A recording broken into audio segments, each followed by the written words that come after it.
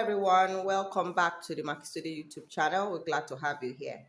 How's your day going, or how has it been, depending on what time zone you are on? All right, so today, without wasting our time, we want to show us how we made this ribbed tank top. It's not all ribbed, but it's ribbed for the most part and where it is needed. And we'll tell you why we did it this way. So essentially, this tank measures about 17.5 inches. It was made for a size 8 individual. It was made to start from shoulder and end somewhere above the navel, around the navel, or just maybe a centimeter below the navel. That was to give it a decent look in the event that your skirt is not so high waist, or your pants are not so high waist. Okay, so we started at the base. The base would be this ribbed part. This is the most important part because this is the part that clings and holds onto the body, right? Right after the breasts area. So what we did was we took the measurement of the diaphragm. The diaphragm is just underneath the breast. From diaphragm to the point where you want your tank top to stop.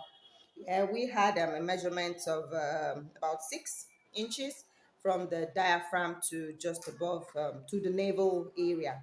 All right, and then you chain the number of chains required to take care of that length, and then we worked the ribbed pattern.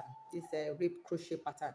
If you don't know how to work this, we have videos. I'll put a link I'll put a link in the description box below where you could go check that out. But this is a very good technique to use for apparels you want to clean, give you an hourglass figure, or apparels you just want to give you a pencil look.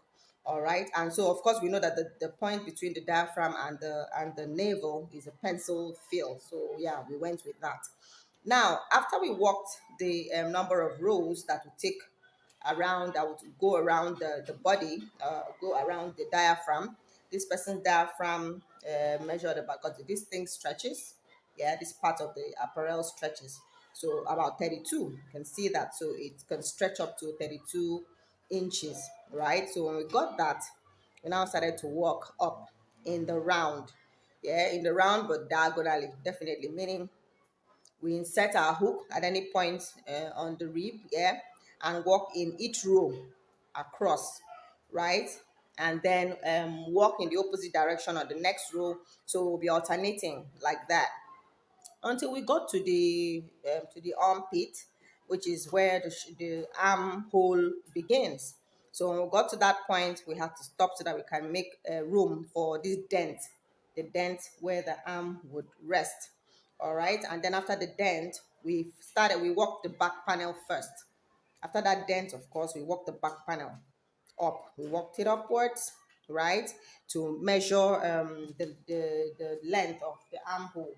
Now, this armhole depth here is about 7 inches, and so that's what we walked. We walked it for that length. So at the end of the 7 inches, of course, we stopped, right, and then we walked the front panel.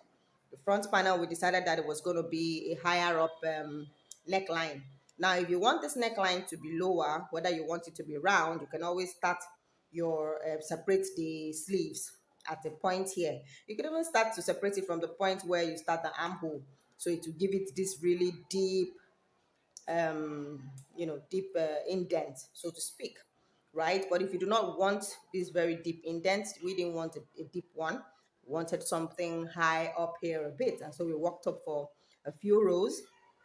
Say essentially this is 2 rows, 4, 6, 8, 10 rows before we now separated the sleeves, right? After walking up, definitely we join at the top to create the shoulder area, and then we edged here simply with the chain stitches, the chain 3, and then slip stitch into a point, chain 3, slip stitch into a point. It makes it look like you didn't even touch that part at all, so it just seamlessly flows into the armhole seam. And then of course the neckline, we also edge that to give it this. It's really simple. These are for your dress downs. You're wearing corporate pants somewhere, but you want it not to look too serious. You can throw this on. All right, you're wearing a flowy skirt, you're probably going for a wedding party. Yeah, you can wear your really flowing skirt and then just put this up there. It makes you have, you still have the fun feel, not too serious, but fun look, right? You're properly dressed for the occasion.